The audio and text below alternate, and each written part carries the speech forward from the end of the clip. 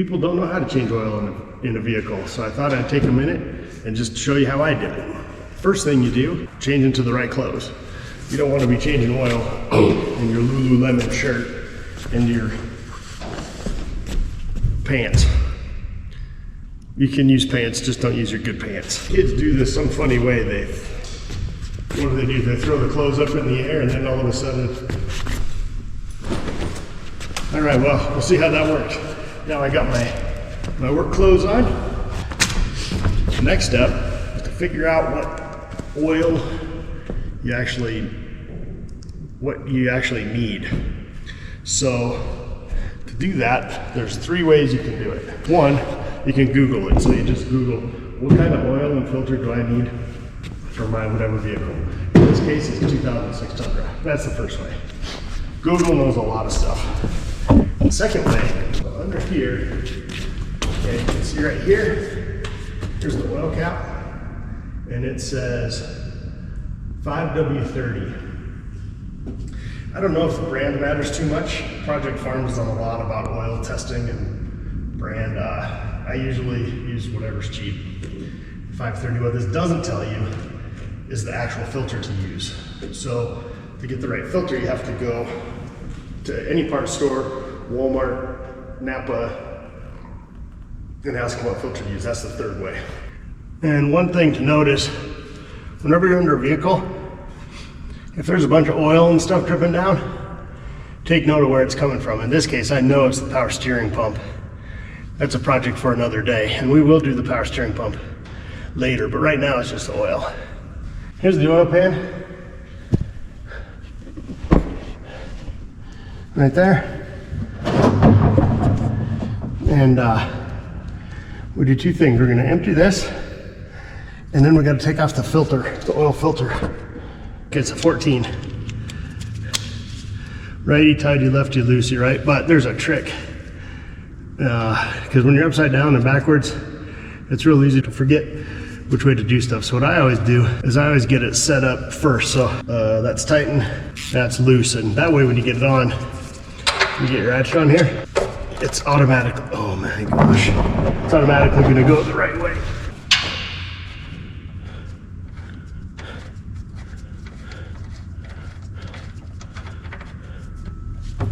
All right, now, well, that's draining. You just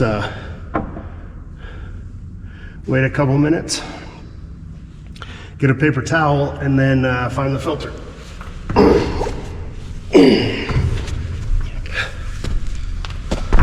All right, there's the oil filter right there. And if everybody did their job right, they should be about the same. And these are usually hand tight. I'm gonna get oil all over everything. But one person's hand tight is not quite the same as another person's.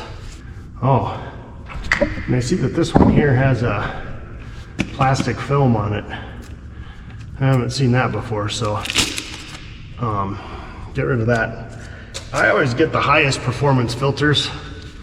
The difference in price is pretty minimal. It's a couple dollars from the bottom tier to the top tier, so no matter what, I always get the best filter. If you can do this right, you can still catch the oil. Put that back on.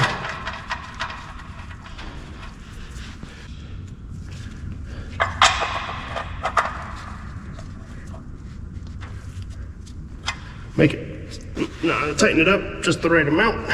And then comes the hard part.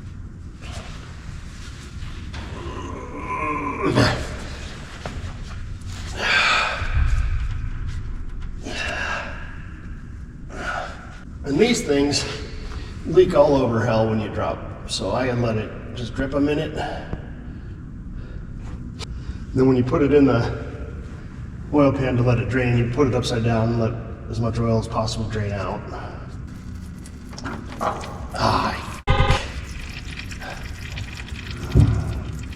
Oh, my GoPro. Then, this is important, you take your new one grab a little bit of this oil and you just put it on this seal. Put that on there. Tighten it till it's snug.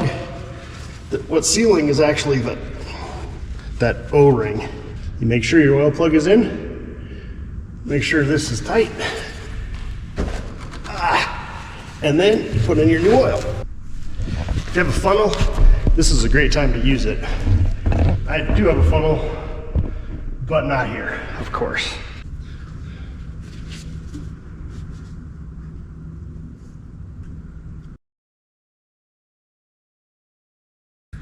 When you're done with that, the most important thing is to check the oil. You have a yellow dipstick, it's usually yellow, and it says, this one says right on it, engine oil. And what you want, there'll be 2 dots. You want it in between those 2 dots. It looks like it might be a little extra. That's okay.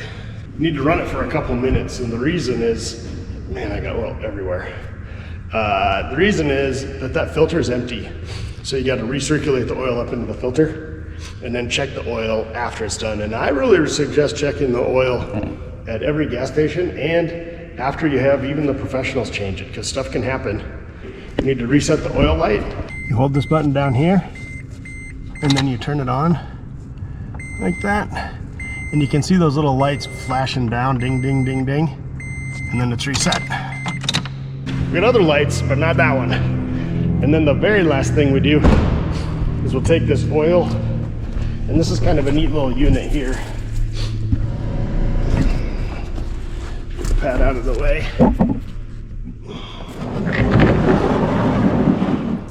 Because you can dump it back into your gallon jug and take the gallon jug back to Walmart and just drop it off there. Hey, thanks for watching. And if you like it, subscribe. We do all kinds of crazy things on this channel. In the meantime, I'm gonna go watch my other GoPro.